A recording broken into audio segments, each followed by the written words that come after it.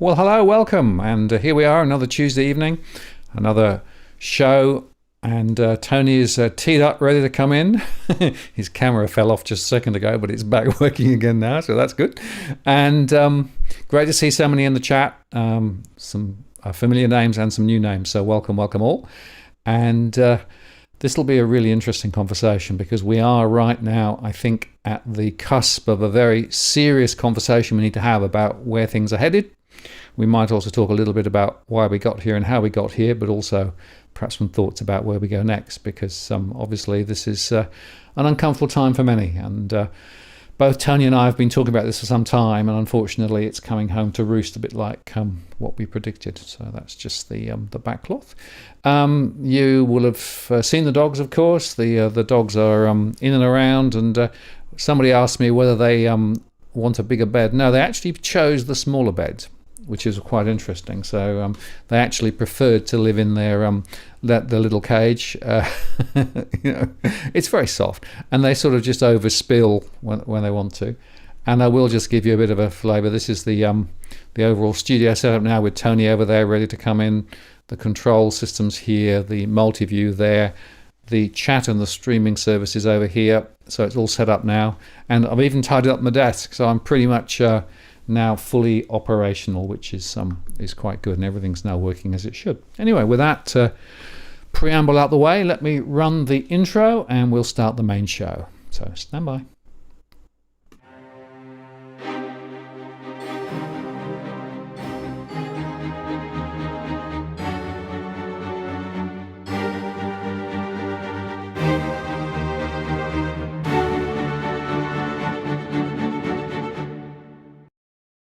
Well, good evening and welcome to this live stream event on the 29th of August 2023. Martin North from Digital Finance Analytics here. Great to have you on, and as normal in our shows, we're going to have an interesting and wide-ranging conversation. Just before I bring Tony in, let me just remind you, as I always do, that we don't provide specific financial or legal advice. This is just a general conversation. We do moderate the chat, but feel free to add your comments and questions as we go through. This is, as I said, as at the 29th of August, if you're watching in replay. If you would like to get my attention and ask a specific question, use @WalkTheWorld, because that'll then move it into my queue, so I then see your question. I do encourage you to continue in the chat, but I won't necessarily follow all of the streams. But if you want to ask a question, use @WalkTheWorld. And I've also enabled Super Chat, which means you can get your question to the top of the list, or indeed make a contribution to what we do here, which is always greatly appreciated. Anyway, let me bring Tony in. Tony Locantro, hello. Hey, Martin, and a big hello to the audience. I was watching the chat earlier, and Alison, I will have an update on my health kick, and plenty of sarcasm for George Kaiser. Always like George in the chat, and Cookie the Andre Roux at the chat section. He's the orchestra, and he composes and does everything. So looking forward to a great show, and I'm coming to you live from Crown Barangaroo. I'm here for a gold conference, so no fish tank in the back, but ready to go. We've got the lighting right, ready to go. Terrific, and you're looking good. And I have to say that comparing, your visage now with a few years ago, you've slimmed down. You're looking ultra fit. It's great. Yeah, I'm going to provide some controversial secrets towards the end of my slideshow. So I expect the shit to be bagged out of me in the comments. Zero fucks given, everyone. It works for me. Oh, sorry, but it works for me. So anyway, we'll get there, Martin. Excellent. Well, what we're going to do is, you've put some slides together, so what we're going to do is we're going to walk into those slides first, and I'll let you take control of the show, and then we'll get some questions and discussion going a little bit later. So if I do this, you should be ready to go. Righty, let's do it. So I've titled tonight's talk "Welcome to the Shit Show." And I know it's been quite delayed, but I think it's Axl Rose is known for showing up hours late at a concert or not showing up at all. And I think that we're pretty much in it now, and it's just been a delay just because it hasn't happened straight away doesn't mean it's not going to happen. And anyway, that's the point of the call. I mean, Axel's there in his Y fronts. So now this is very important, everyone. This isn't personal advice. It's to be considered general advice, if anything. All I can do here is tell the truth, and the information's very, very current. Obviously, what I'm about to say is highly speculative. I mean, life's a risk now.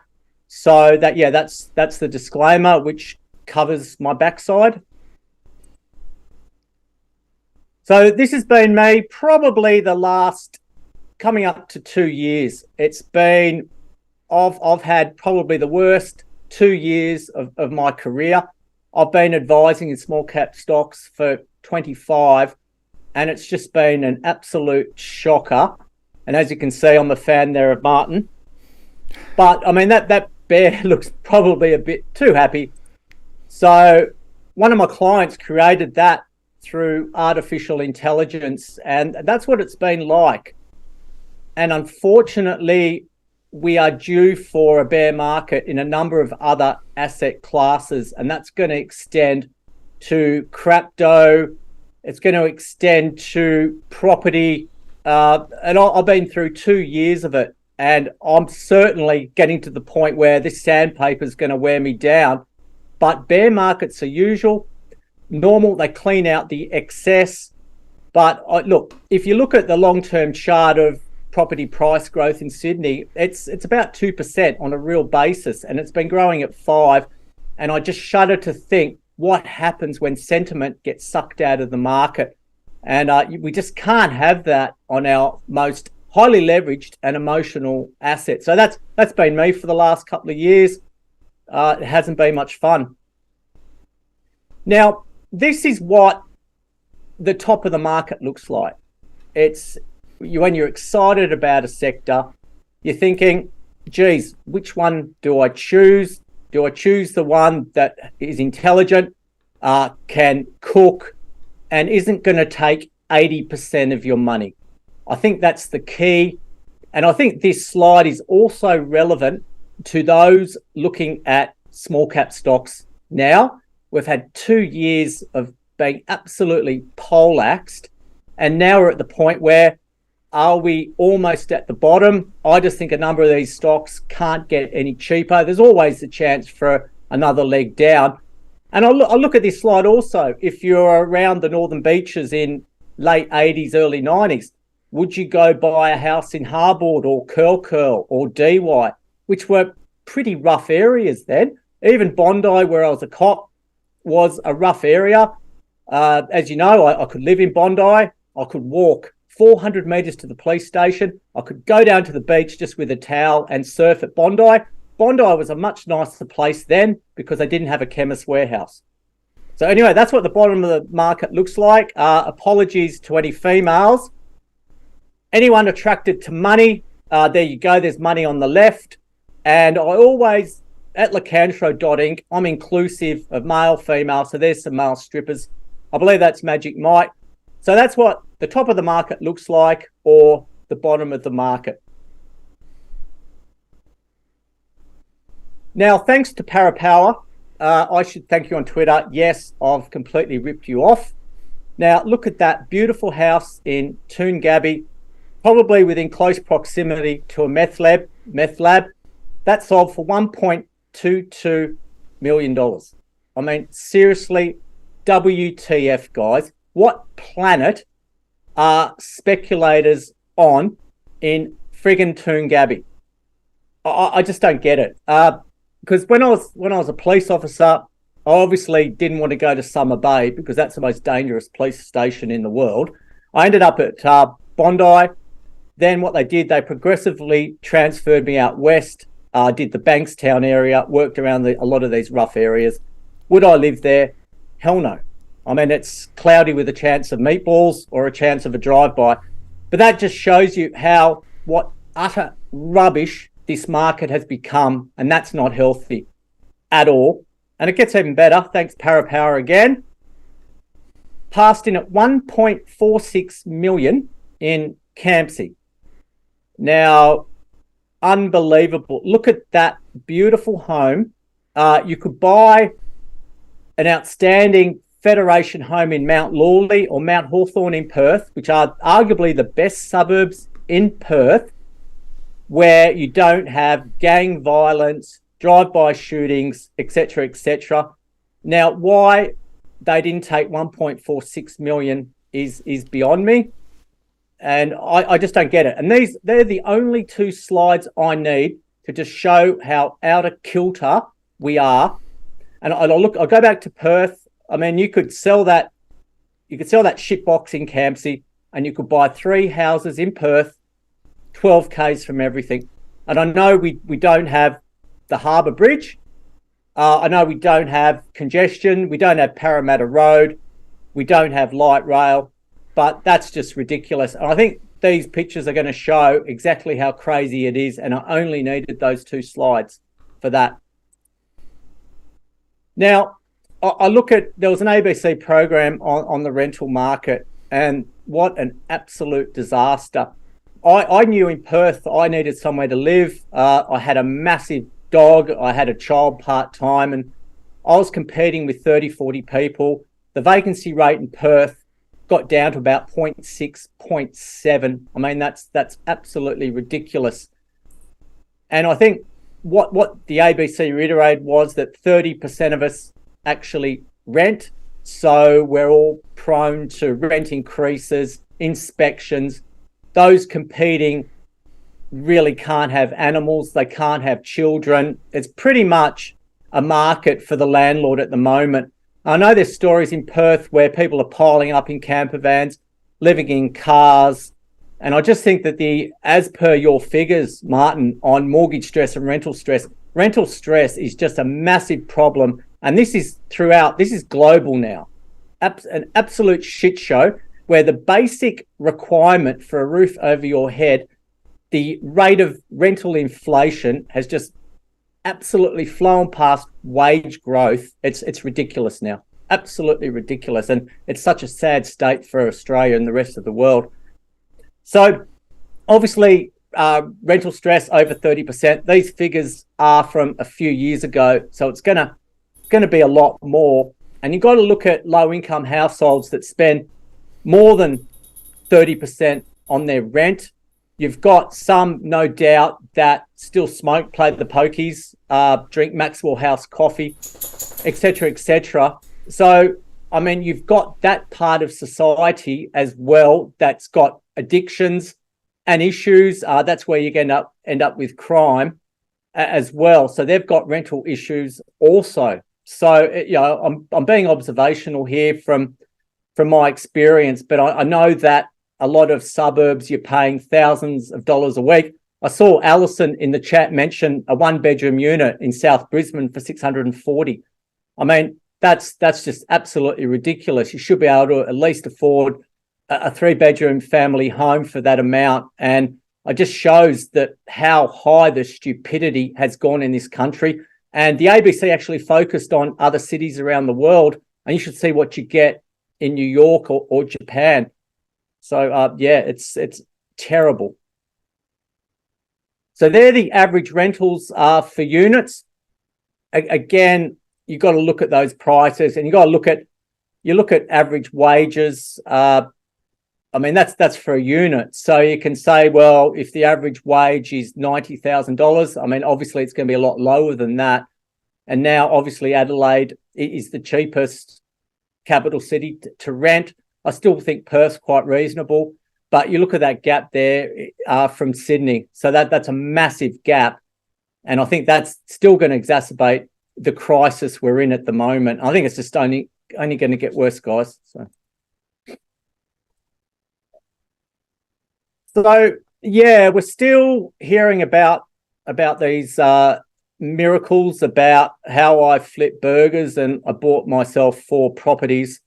And I think news.com.au or the Daily Mail are going to keep running these stories.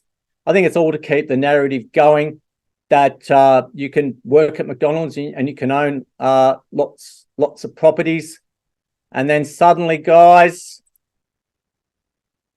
wham, wham, it's over. I mean, I was dealing with people that ended up with 15 properties, 16 properties, and this is early 2000s, and it all turns to shit because it's just leverage. It's a Ponzi scheme.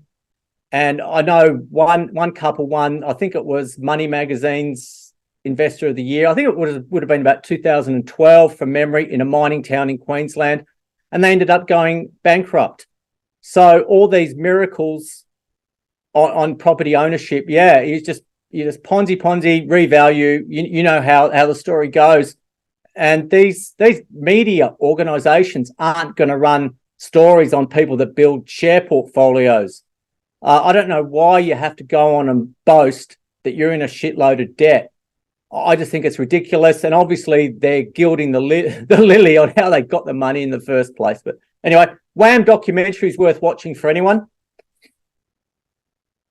So Nick Gurley is a guy on Twitter I follow out of the US.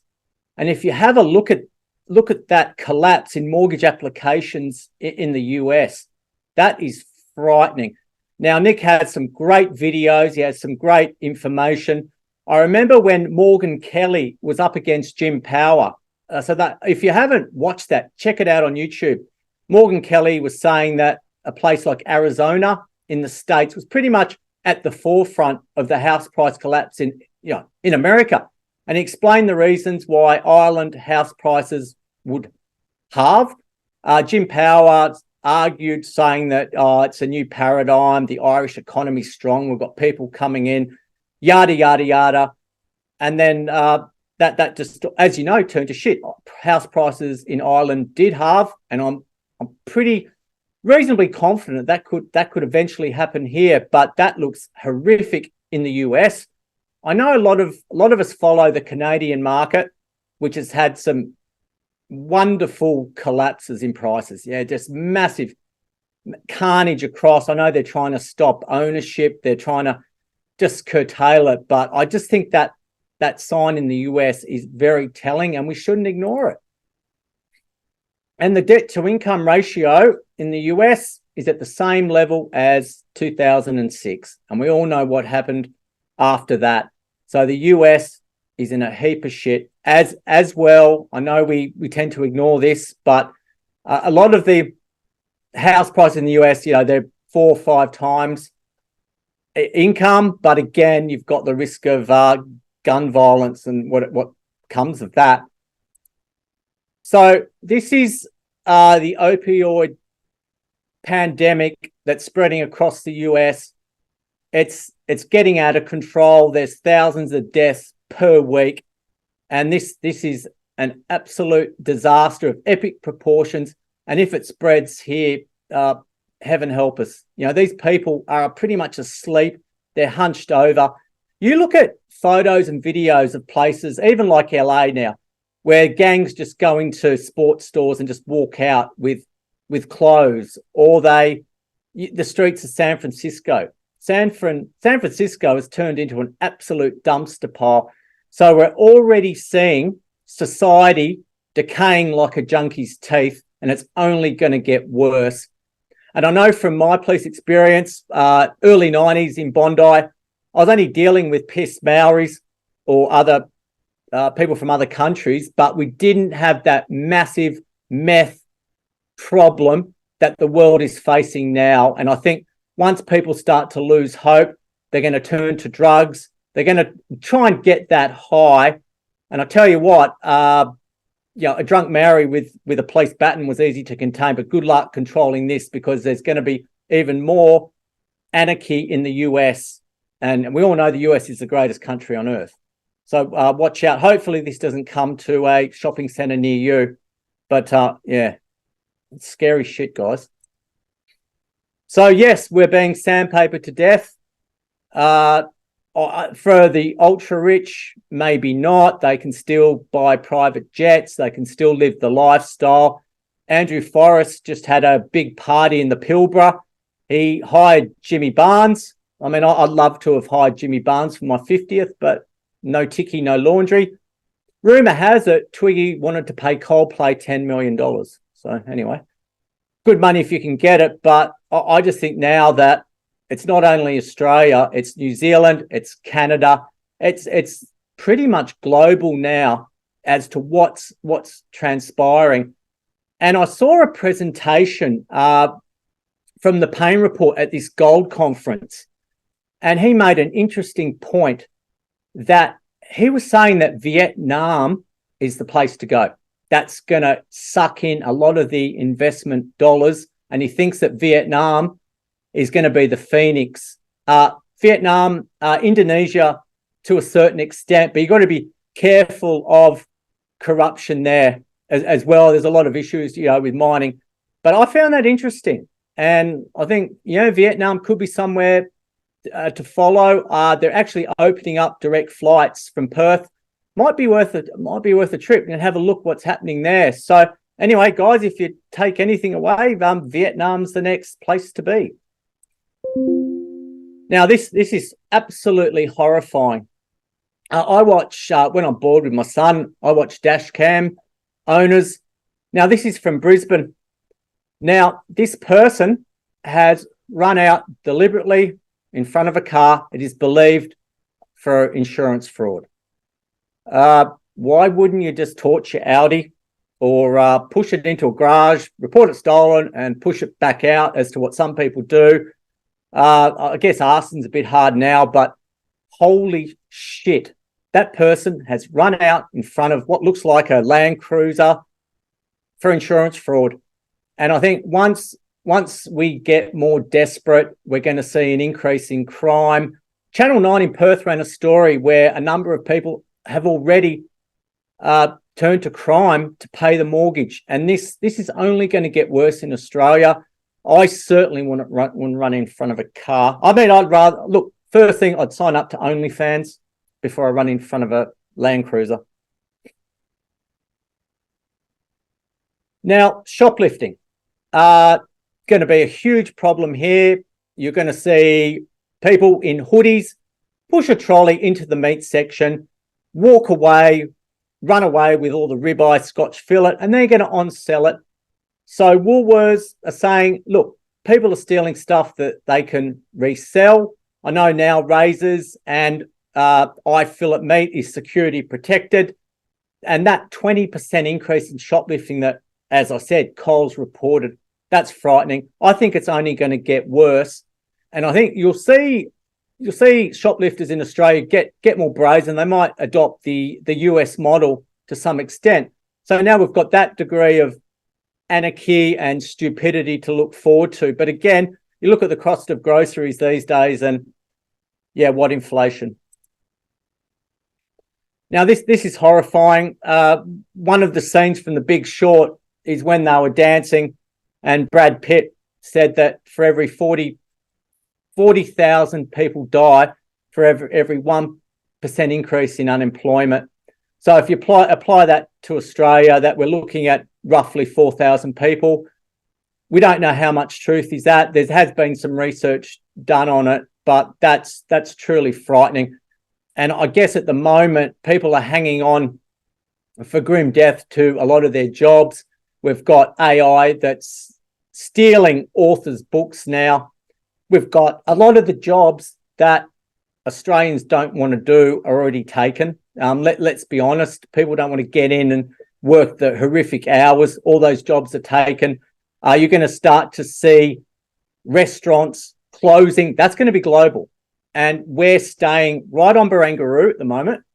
We walked down on Sunday night. Those restaurants were dead. It was a ghost town.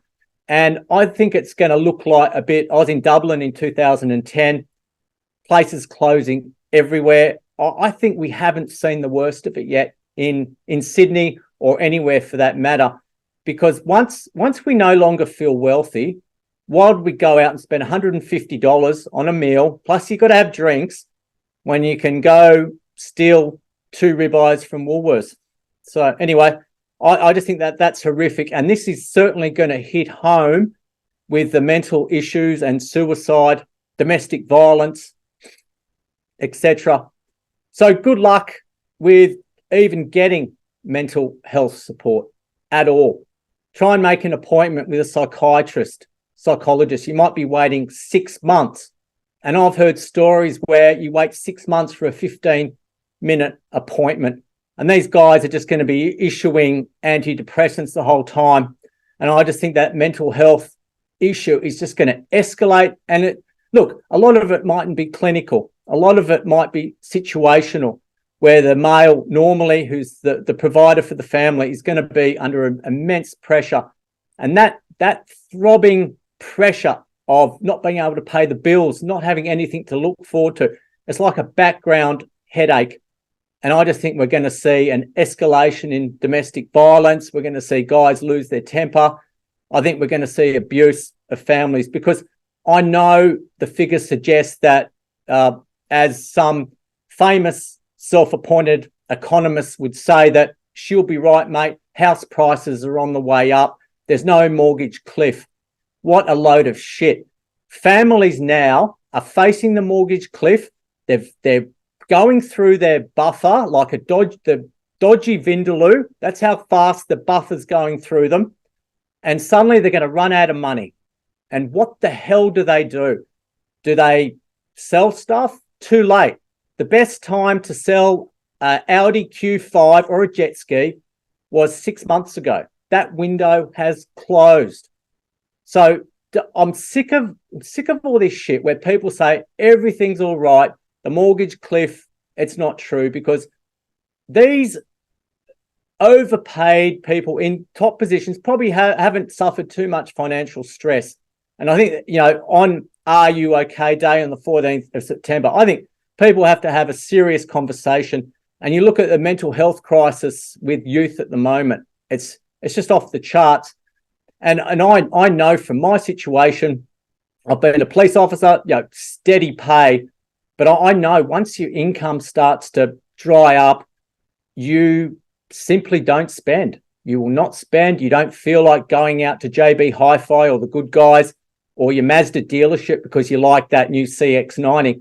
You don't spend. And the last thing you're going to do is buy takeaway coffees. Muzz Buzz have already reported a massive decline, even though people are buying the beans.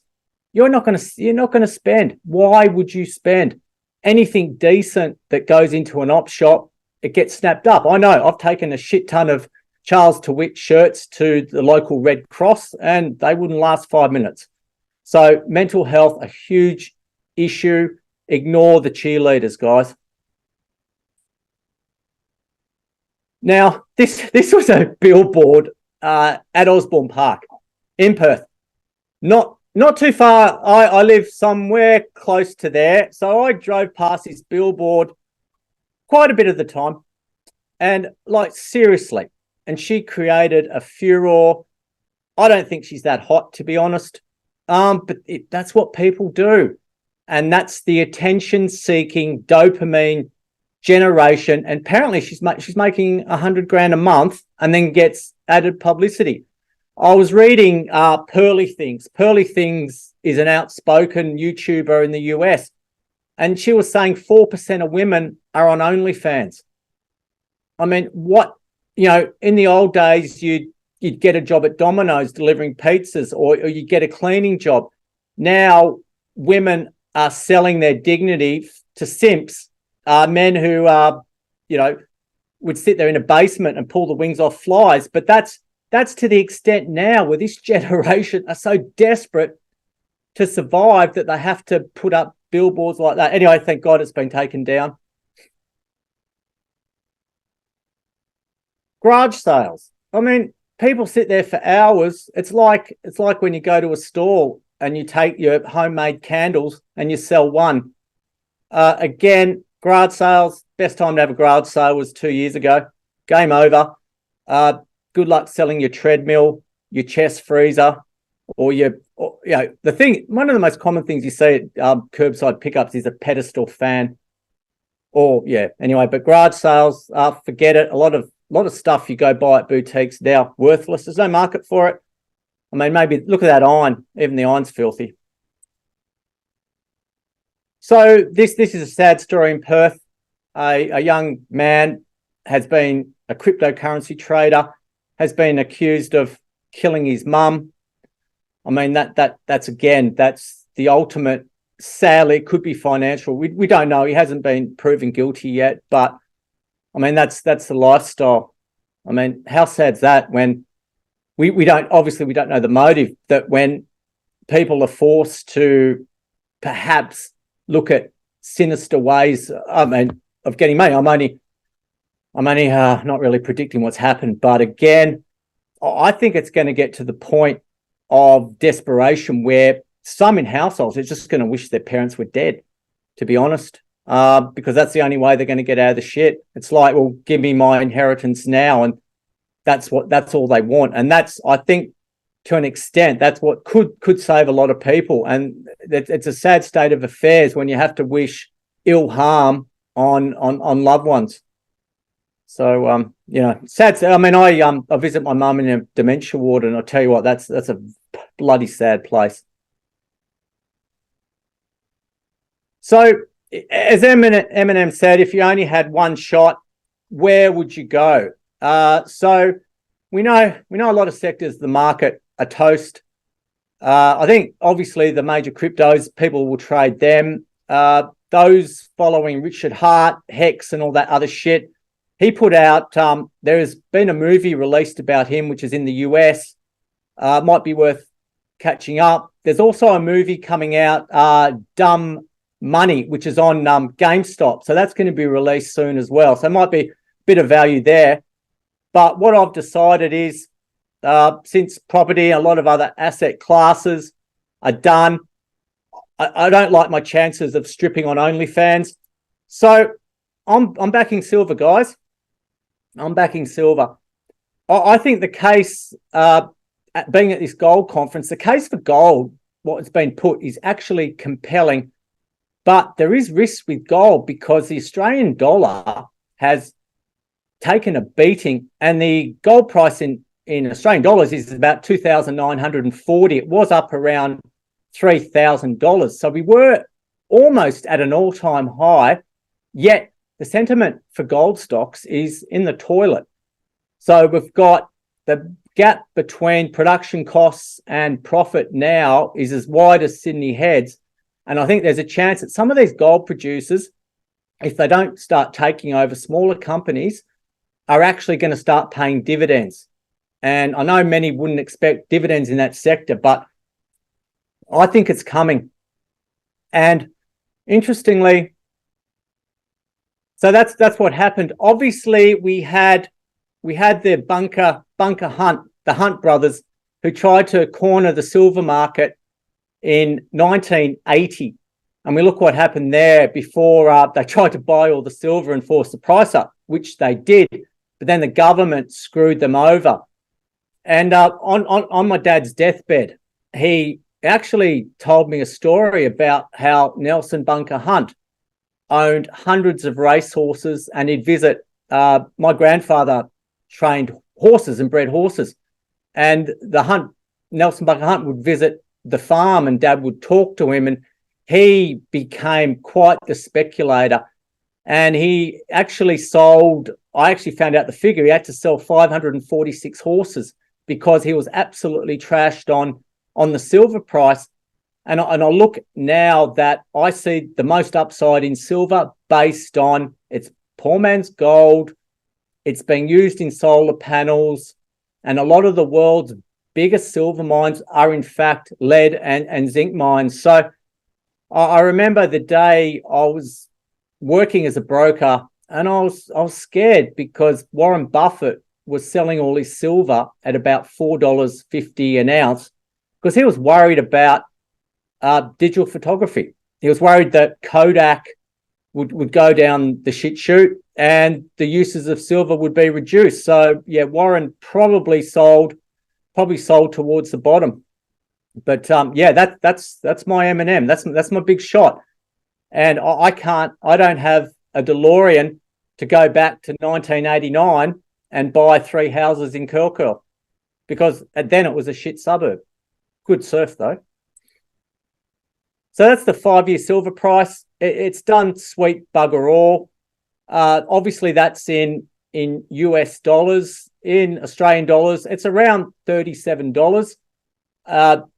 the way, even though the Perth Mint cops a lot of flack, you can actually go and buy kilo silver bars, which close to spot price.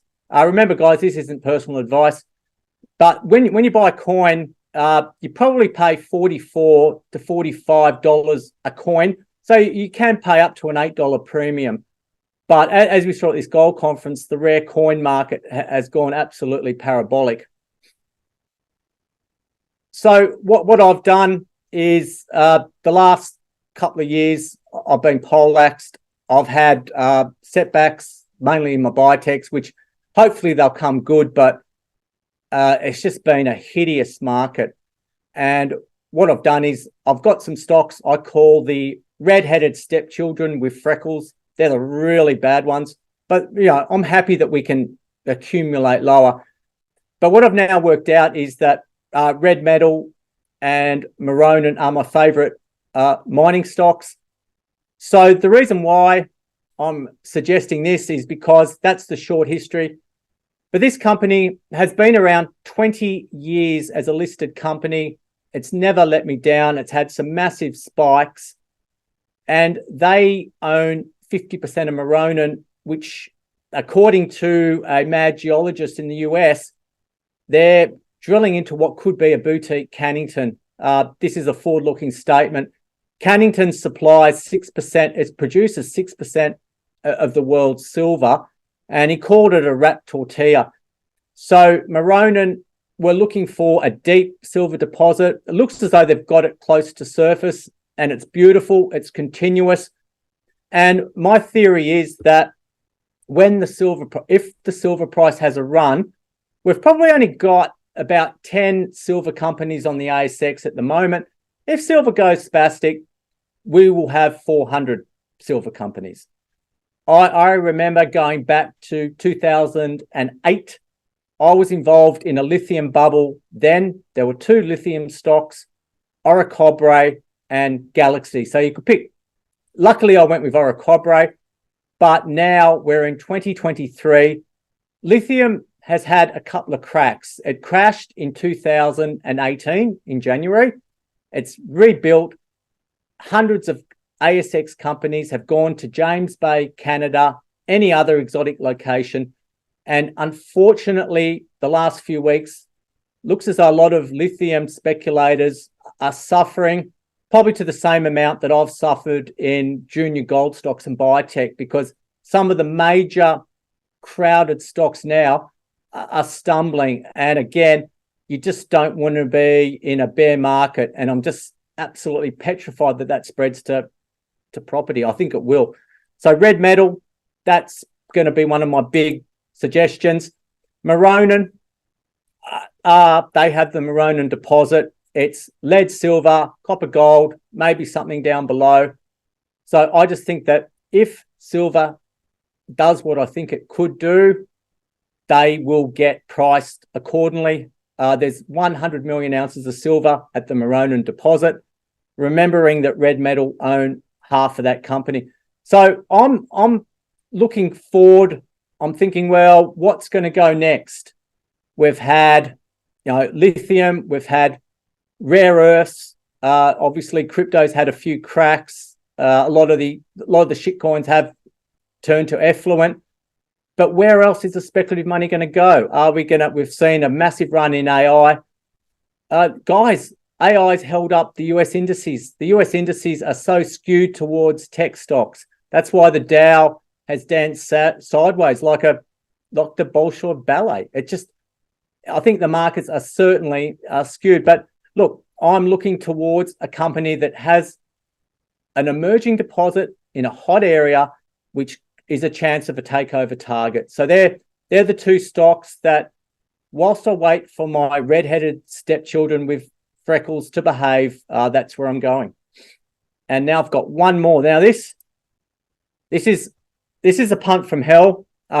This only suits those that like playing blackjack with perfect pairs, the real ranked punters amongst us. Now, I met with this company. I was halfway through the meeting, and then I got that text that my car had been towed from a clearway.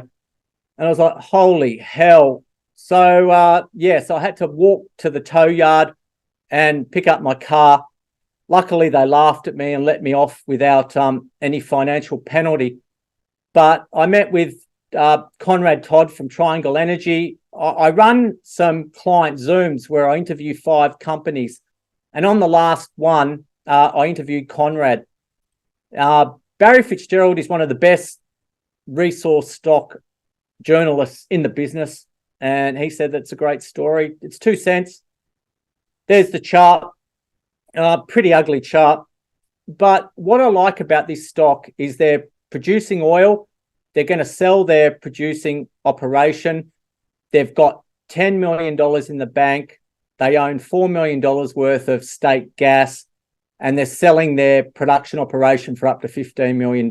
So the value is covered. They have $20 million of expenditure coming in 3 high-impact wells next year in the Perth Basin. Now, the Perth Basin, for those that don't know, was an area of Perth where Gina Rinehart paid $450 million to take over a company, and MinRes paid about $400 million as well. It's hot property. So there are 3 wells. The company's covered. Look, the odds, it's a punt. It's a punt, but I'm backing the management to try and build a decent oil and gas company. But if one of these wells comes in, and the good thing about oil stocks, I mean, oil stocks are probably, honestly, they're as tough as diamonds or biotech, but you can often buy a stock around here, and when the oil well spuds, which means when they commence drilling, you can probably de-risk yourself and sell at a profit. So that's the trend we're dealing with oil stocks. But I just think that this look, sometimes when we're in desperate times, instead of going defensive, I come out swinging, and that's what I'm doing at the moment, because sometimes the best defense is offense.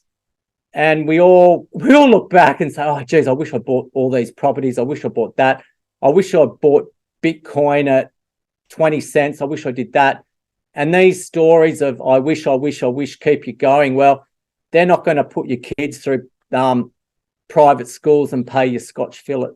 So anyway, that's what we're doing. That's do your own research. But anyway, so what I've been doing, I know Alison asked about my health kick. So 2023 has been a year of transformation for me. When I graduated from police academy, I was fit. The problem with the police is that when I was in Bondi, every restaurant brought over their leftovers. And I just developed, we'd sit there, we'd drive around in a police car, and, and years as a financial advisor, it has been stressful. So I hit the gym 5 days a week. I actually do weights, which used to scare the hell out of me. I've gone onto the carnivore diet. I've done the research. It works. So I was in the gym. I'd reached a plateau. I've turned to this diet. 10 kilos have just disappeared like a burp in the wind. So anyway, I'm doing another charity run to the Red Cross with all my imported English shirts. Do the research.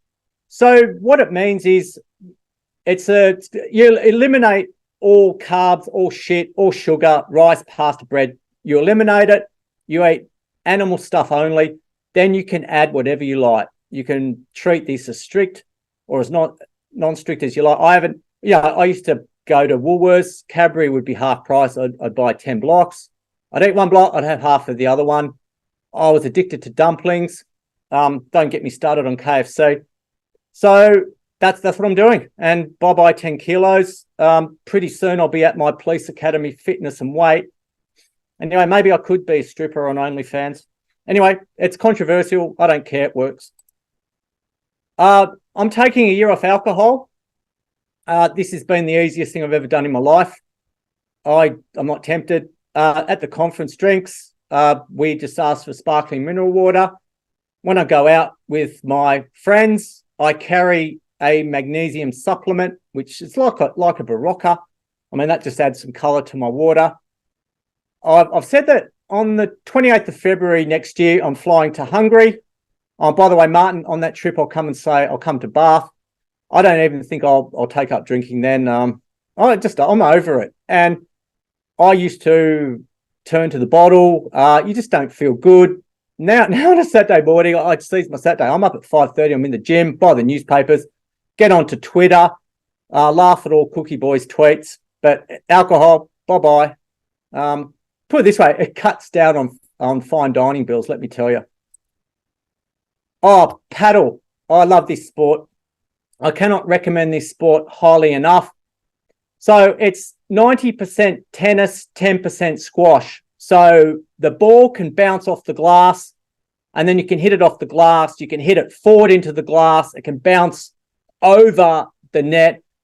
I'm playing it. I absolutely love it. I do. I have got into tennis a bit, but this is next level. So I'm addicted to this. It's big globally, not as big in Australia, but that's all part of my regime. And I'm not bad for a 52-year-old.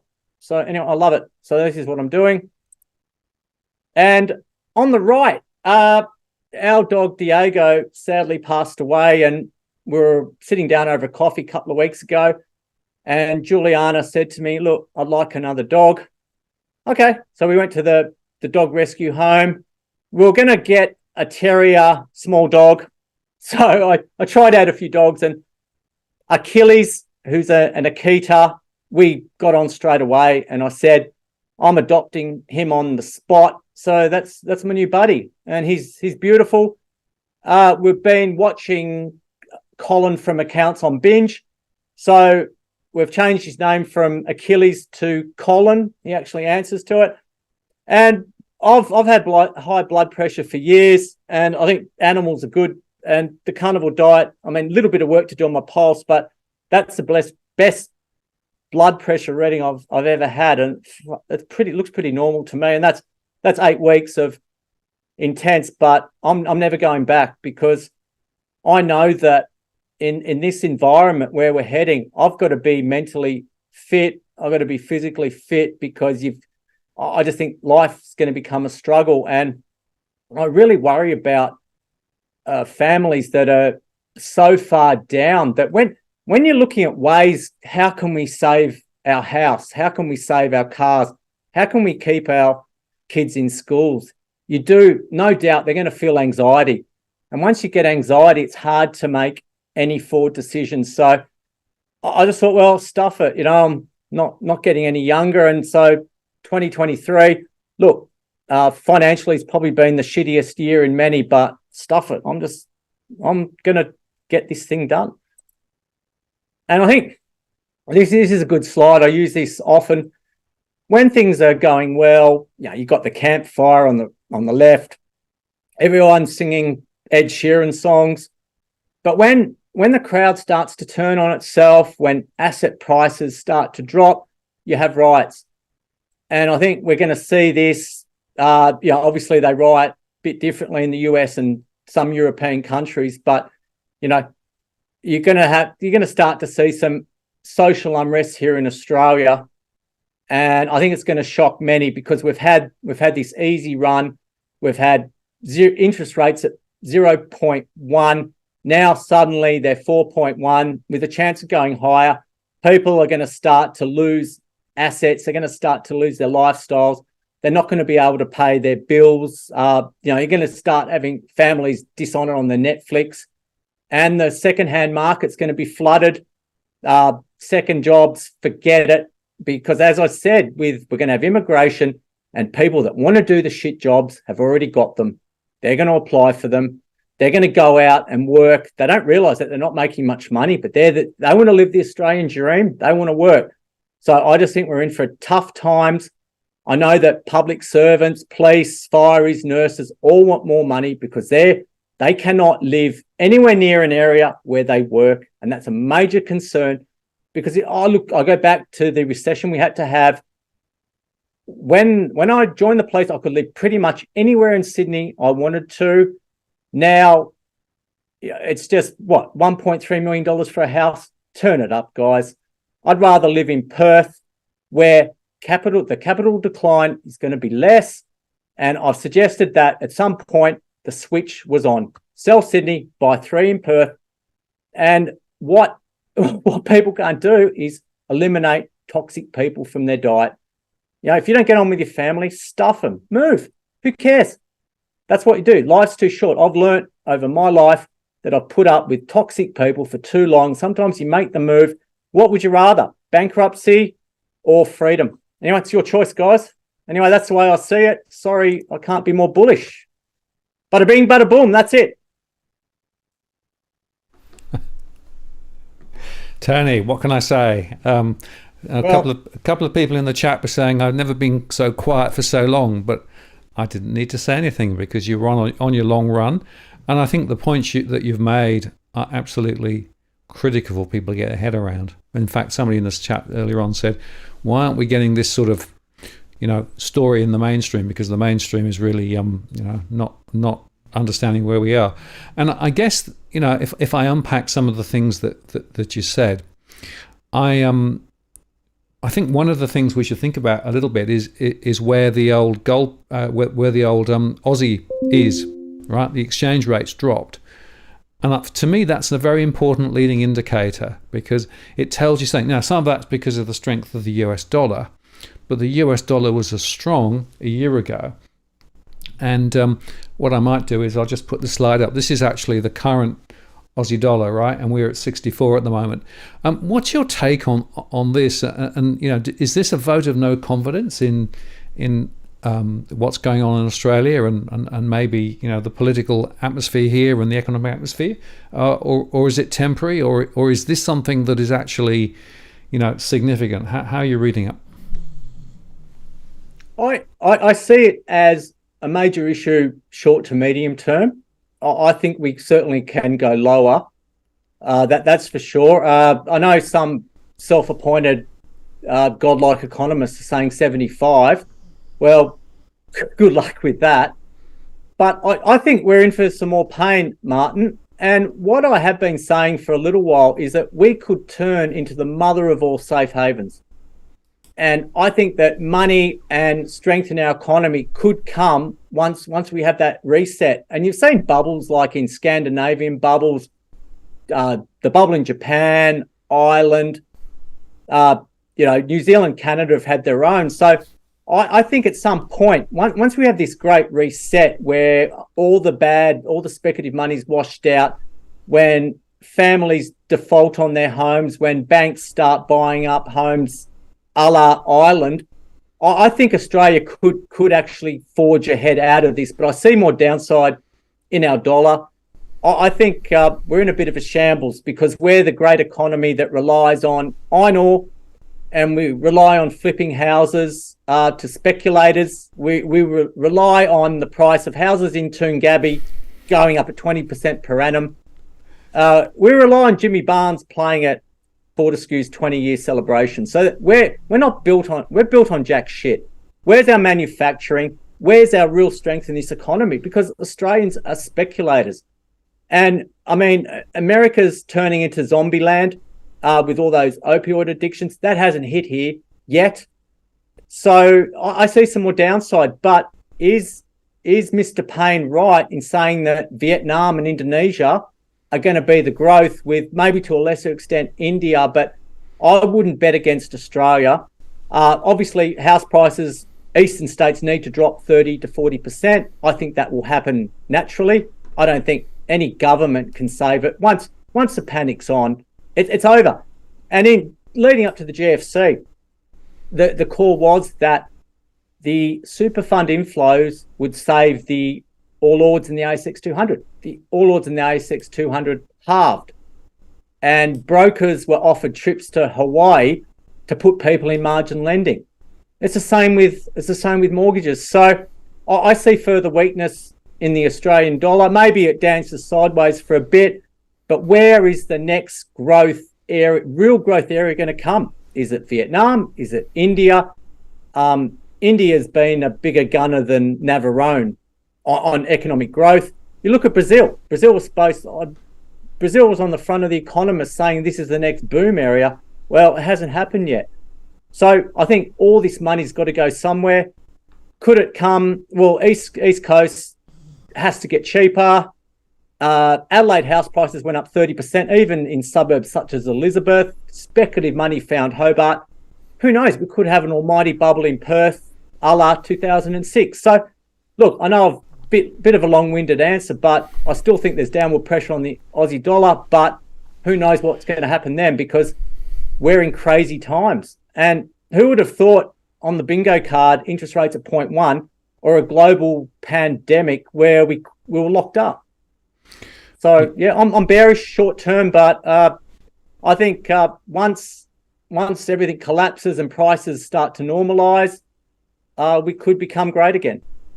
Right. And of course, in the short term, with a lower exchange rate, we are effectively importing further inflation, yep. Right?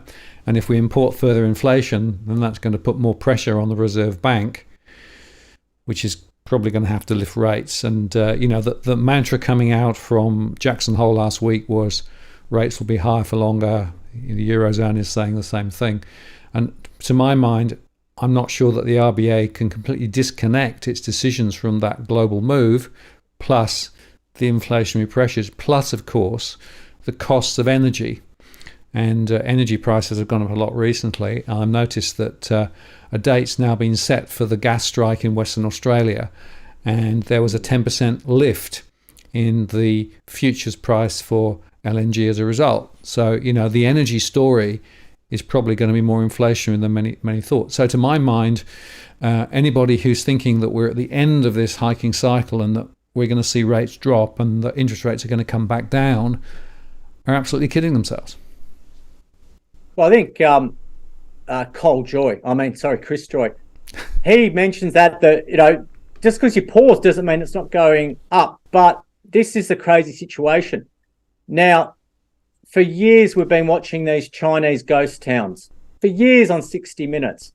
Finally, guess what? It's a Ponzi. You look at Evergrande or whatever, down 87%. The Chinese property sector was the biggest Ponzi scheme that all these units, these cities built. It was a fugazi. Now it's being found out. Could that slow down the rising cycle of interest rates in Australia? Who knows? But if that's a Ponzi, look at the Toongabbie green-acre housing market. Is that a bigger Ponzi than Beijing, Shanghai?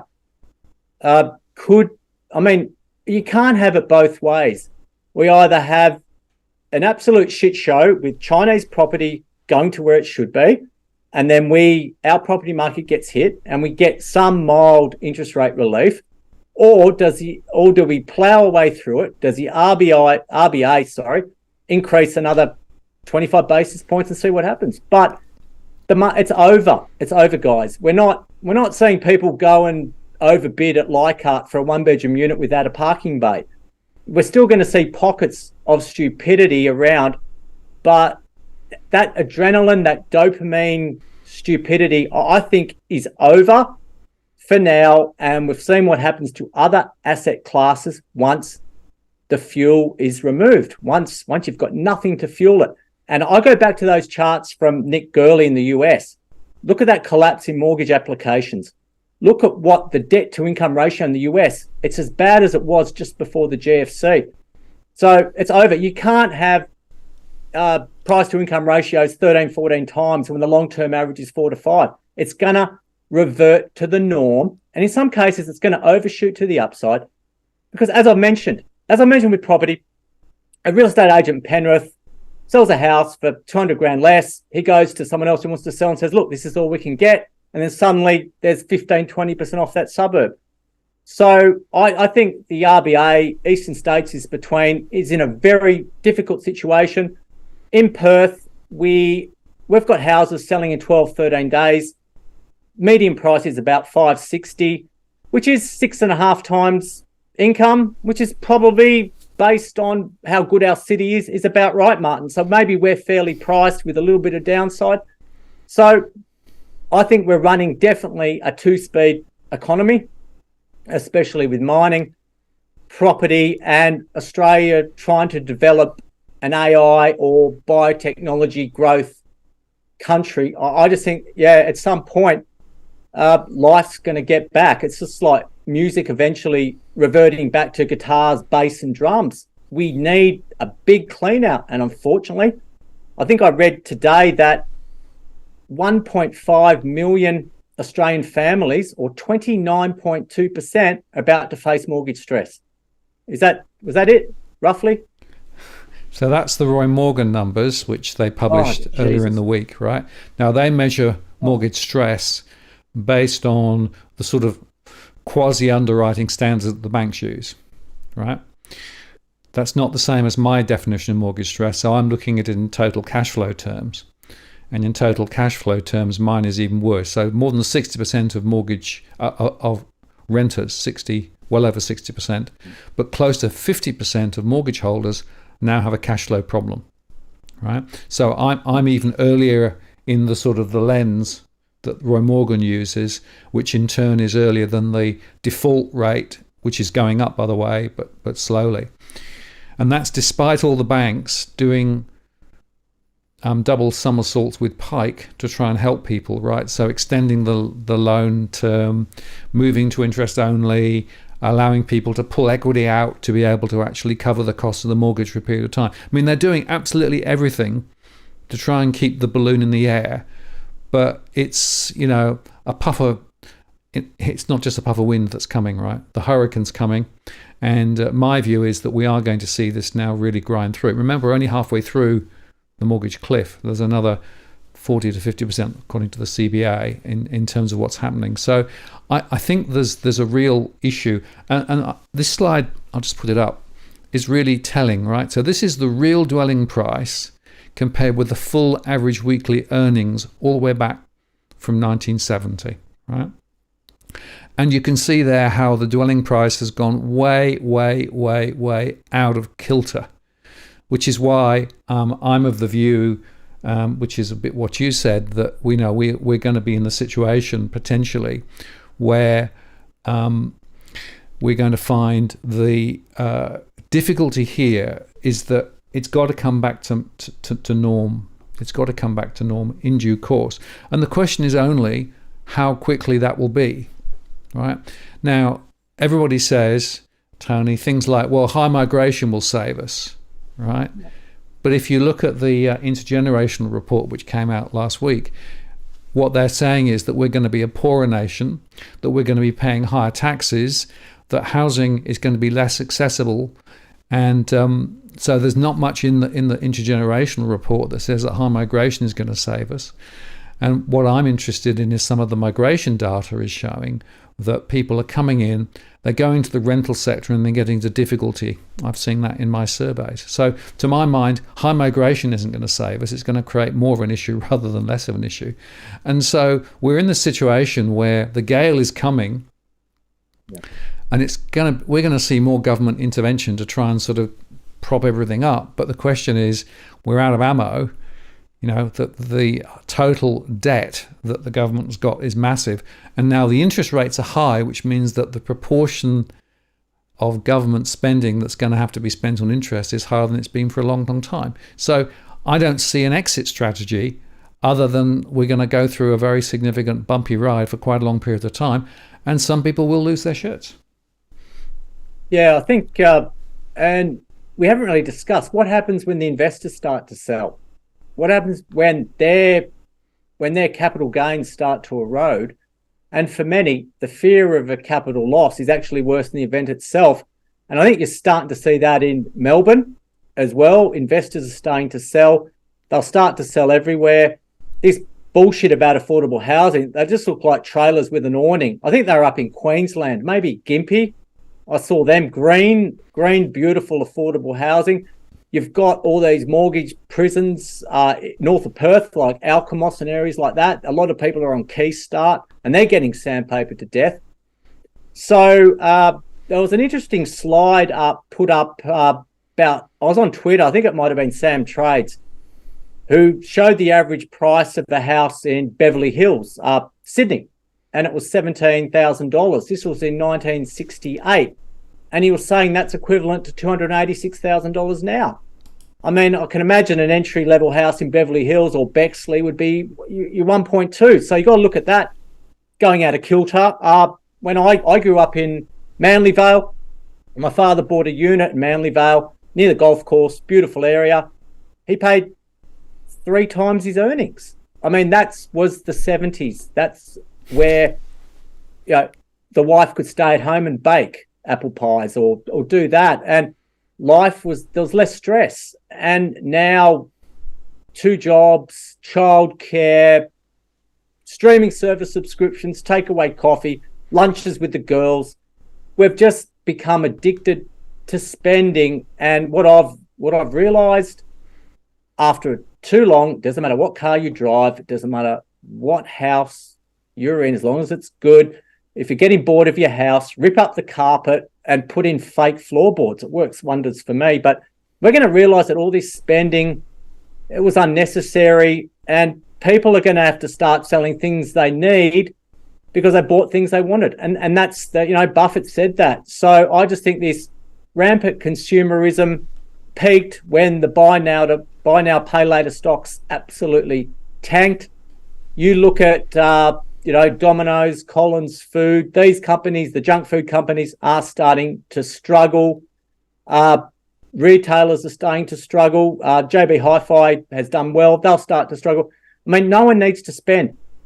Who needs to go and buy a curved 3D TV, for Christ's sake? Who needs a 100-inch TV? We're going to start to use our TVs for longer. Guess what? You bought a car 3 years ago with a 7-year warranty. And the buggers at Kia are the best marketers in the business. And they want you to go buy that new Sportage in that, or the Seltos in that green colour. They're good at marketing. You don't need it. Stick with what you got. If you're bored with your car, just go and wash the bloody thing. Get it detailed. Pay $200 and fall in love with it again. So we've had it too easy for too long. COVID, I believe, health-wise and financially, is going to be the worst thing that's happened to this country, because pre-COVID, I mean, I lost $2,500 to Stephen Koukoulas. I was on track to win that bet. Then the biggest black swan, a big mother of a black swan, hit. And look what's happened. We've become dopamine addicted, binging, attention-seeking generation that's dumbing itself down. So you're going to have to get rid of all this, and it's going to take the mother of all corrections, and it's every family for themselves. That's how it is. You've got to take your family's balance sheet, protect it. If you need to go find a second job, do it. My mortgage cliff is in November 2026. I locked in 5 years. I've worked out by then my 23 years of child support are over. That's the price you pay for failed marriages, guys. But I'm going to be in a much better position. And I've taken it that my house in Perth will only increase moderately, but it's shelter. I can paint a wall. I can put a TV up.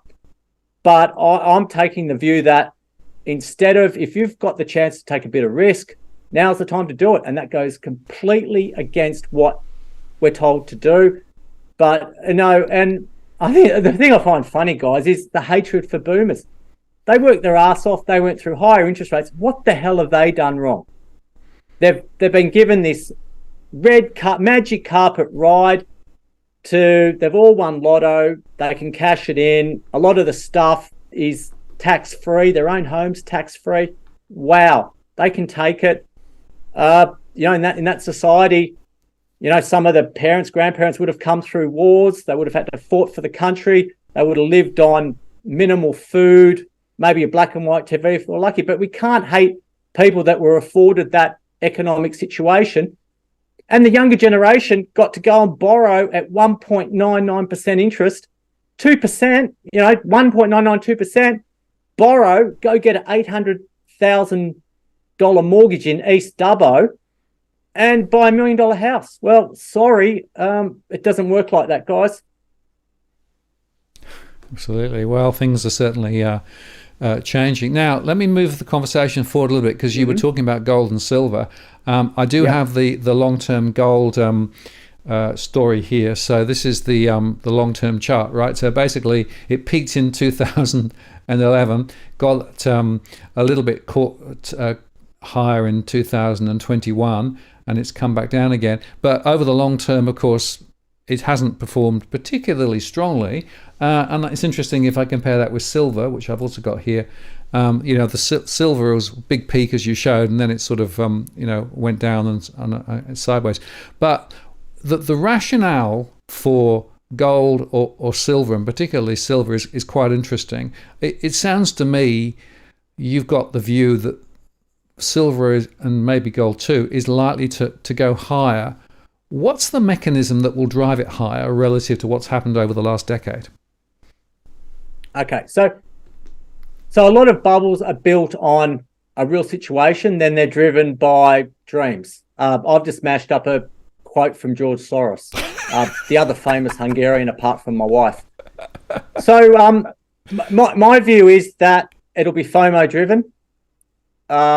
It'll be the fear of missing out. You've got lots of fund money waiting to go somewhere, and fund managers need to pay off their house in Mossman and their BMW, so they don't want to underperform. So I just think that we look at all the assets that have burst or are in the process of bursting. Unless we're going into another Cabbage Patch doll bubble, I think the money's going to go to hard assets, and I think the world is in enough shit that gold, silver, who knows, platinum might even get off the canvas. But once, and if you go onto Twitter, there's a thread called Silver Squeeze. Now that's very interesting. There was talk that the GameStop people were going to switch to silver. I think that silver could be easy manipulated, and once it gets on a tear, watch out. So my view is industrial, precious metals, FOMO driven, and we look at society today. In the old days, I used to walk to the stock exchange in Bond Street with the Financial Review in my back pocket and watch share prices. Now this information is disseminated on chat groups, Twitter. I just think that it's got the industrial upside, shortage, solar panels, antibacterial qualities, and to go. I'd rate uranium second. Uranium price has done quite well. But in 2005, 2006, I was involved with my client who we actually rescued Paladin from going into voluntary administration. Stock was 0.8%. Uranium bubble comes, it goes to $10.80. So uranium was a handful of companies in the hundreds. And I just think silver has the same potential to do, maybe not to the extent that lithium companies have done. All an Australian junior resource company would do would have to go and find some ground in James Bay, Canada, and the share price would go up 5,000 to 1,000%. I just think that potential exists with silver. I think that people are getting bored with lithium. I've got to look at a sector and place my bets, and that's what I'm placing it on, because it looks as though it wants to go higher, and there's a new band with the gold. I mean, gold is the four tops. I mean, it's had four tops. Surely at some point it's going to have a break.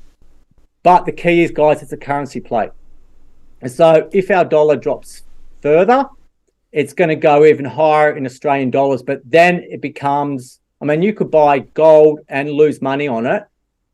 But what I'm trying to reiterate is that 300 ounces back in 1971 would have bought you a house in Campsie.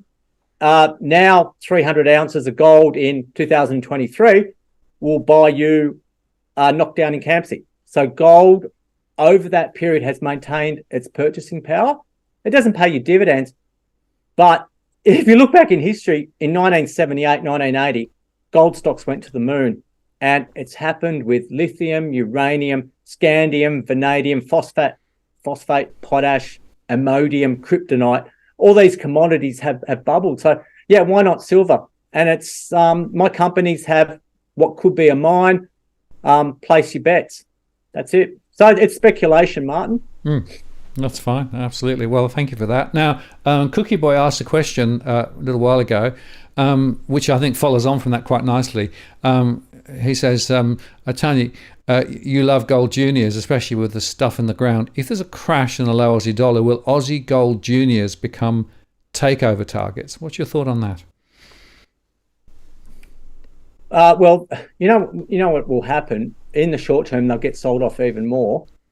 But I've been walking around at this gold conference talking to companies about potential corporate activity, and I think it's going to escalate. And a major gold company needs to replenish production, and from discovery to putting a mine into production can be 10 years, or you can simply go and buy it. And we had a company present today that I came away from the Gold Coast conference. It was 11 cents. They're about 30 now. That are an absolute sitting duck for a takeover. And you can see it. The plant's there. The gold's there. They've had one of the best discoveries in WA in recent memory. In the previous life, they went broke. So there's tax losses. And it's just a matter of time. But unfortunately, there has to be consolidation. There are too many gold companies. Companies with 500,000 ounces need to get together. They need to build a plant and do that. But unfortunately, the gold industry, like any industry, is ego-driven, and always mine's bigger than yours. That's how it works. But yes, I can see M&A coming. Yeah. But you're going to have the best upside. I mean, Paladin, 0.8%. If you were in a coma or in jail and held your stock from 0.8% to $10.80, you'd be rich. But us humans always have to be on the sell button. So there's orphanages full of red-headed stepchildren with freckles, right? These are stocks that have been decimated, that have gold in the ground, and when the bubble comes, away they go. And, it's just like you don't know you're dead and you don't know you're stupid. People don't know they're in a bubble, but this is a new norm. It's a new paradigm, and when you're not in a bubble, it's impossible to predict a bubble. So I think the value in Australian gold stocks is outstanding. I went to a luncheon a few weeks ago where they showed the price of gold production against the Aussie dollar gold price, and it's widening. So these companies are going to spit cash. It's sometimes $1,600 an ounce. And if the Australian dollar gold price stays where it is, these gold producers can start paying dividends like the banks could. And it's money. You find gold, you build a plant, you add acid to it, you grind it, you bank it straight away. And that's probably the most liquid market on the planet. So I see huge amounts of M&A coming. I remember Bill Beeman used to drive into my broking office. Bill's stock, Northern Star, was 1 cent. I used to meet Bill at my client's house to raise money at 5 cents. He bought one mine and it becomes a sausage factory. So the one thing that this generation has missed out on is patience. People can't even wait 2 minutes for their 5-minute noodles to cook now. We want returns yesterday. So the world is going to get back to fundamentals, real investment, and investment, to be honest, can be quite boring, but there's no fever like gold fever, and wait till there's a big discovery or a takeover. So, and I think Cookie's absolutely right. It's going to increase because it's cheaper to buy ounces than to find them. Yeah, interesting, of course, that Australia's gold held by the government is sitting in the vaults in England, which is an interesting observation. Tony, the other thing I wanted to pick up, you made the point about the US markets had been boosted very strongly by the AI stocks, the big seven, basically. And if you look carefully, the whole of the US market's performance over the last 12 months or so has predominantly been driven by that one thematic. Elsewhere, stocks have been much weaker. And if you go back to the start of the year, everyone in the US was expecting a recession. And then over the year, they kicked the recession forward. And then they started talking about the sort of the immaculate landing and then they started talking about rises in interest rates, having to go a little higher. And then they talked again about, well, maybe there won't be a recession. And then we had Fed Chair Jerome Powell coming out and saying, no, rates will be higher for longer, and we're going to still stick with our 2% target rather than the R squared, which is sort of this theoretical thing that doesn't really exist. But I guess the question I've got is, given what we've seen with regard to AI, is this really just another bubble? Or do you think there's Absolutely. actually something here? Because it seems to me it's got all the characteristics of the dot-com bubble and, other bubbles we've seen, the housing bubble too. I'm less convinced than many that AI is really that sort of, world-beating, earth-shattering change that some people are saying. What do you think? Oh, it's just a Google search on steroids, isn't it? I've mentioned in the past, I wrote my partner a poem, AI. I put in a few things, and Juliana actually cried. So AI made her cry, and there was this author in WA interviewed a couple of weeks ago, and it stole his novel.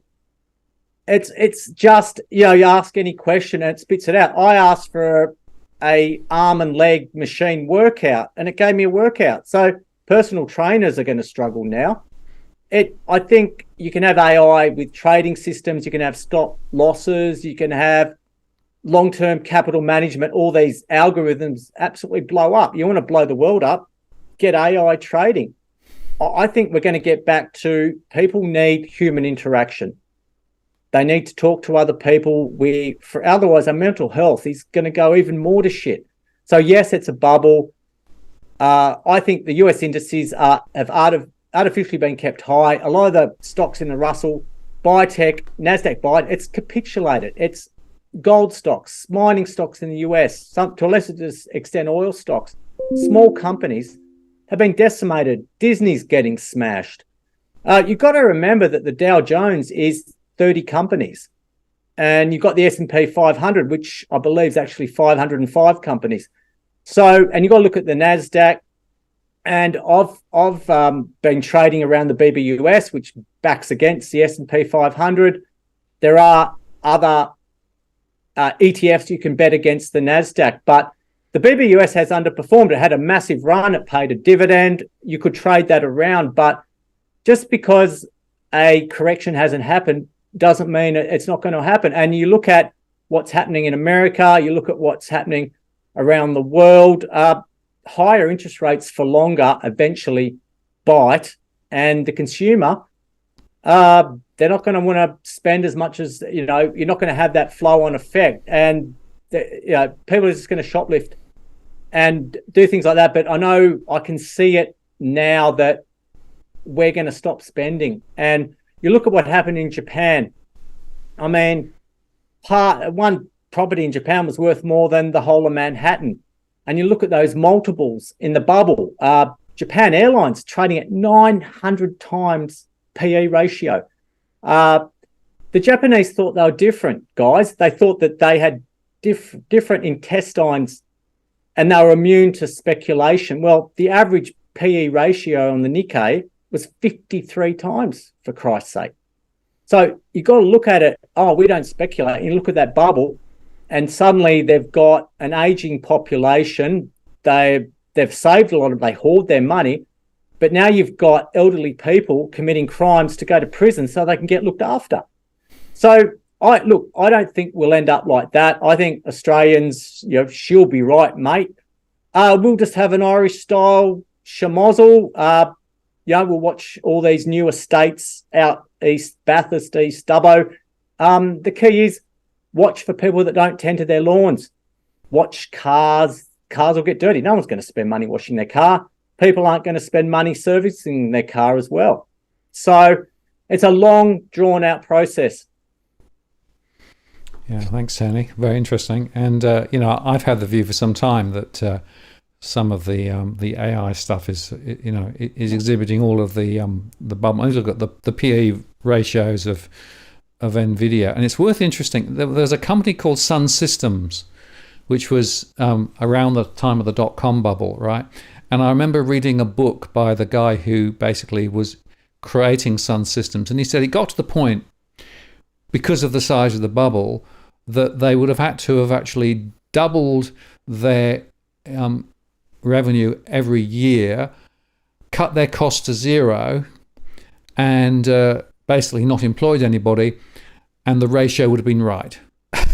And they said, yeah, it was stupid, right? But at the time, everybody said, it's different this time. The rules of the world have changed. The rules of the road have changed.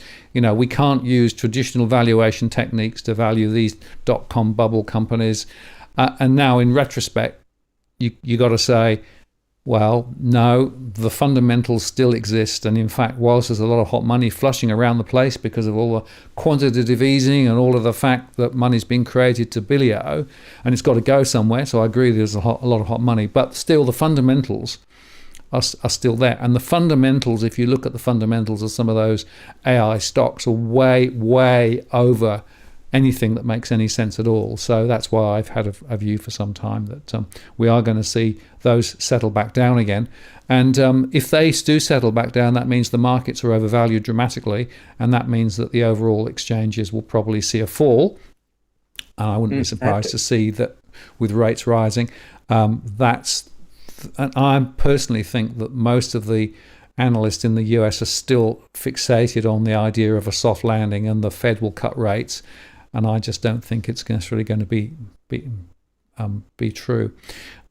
So as we come to the end of this show, Tony, I mean, to my mind, as I sort of stand back, I think it's about waking up and smelling the roses and basically just stripping back some of the BS and saying how things really are. And that's what I get from you when you come on, right? Which I think a lot of people in the chat have also appreciated that. And I guess, what's the one message that you want to leave us with tonight in terms of we are where we are, over the next few months, consumer confidence is through the toilet still, and it's not really going to recover anytime soon, as far as I can see, based on what Roy Morgan is saying. Consumer confidence means that retail is going to be under huge pressure. We're going to have more interest rate rises. We've got this migrationary bubble coming in at the moment, but that's probably not sufficient. And we've got a lack of housing supply, which is creating huge issues. So we've got this huge dynamic going on at the moment. So what's the one simple message you want to leave tonight? I think, we're coming up to Are You OK Day. And I think our family's well-being is everything. I think you've got to stay mentally fit, exercise. I mean, go get your dopamine somewhere else rather than going to Westfield. That's what you have to do. And that's what it's all about. Go play sport. Go to the gym. I hated the gym up until 2 years ago. 1 year ago. Do it. Just get involved in something else. And probably the most important message is to sit down with your partner and say, are we okay? Because when it comes to money, we all stick our head in the sand. You just think these direct debits are going to be miraculously come out of your account. Well, one day it's going to bloody dishonor.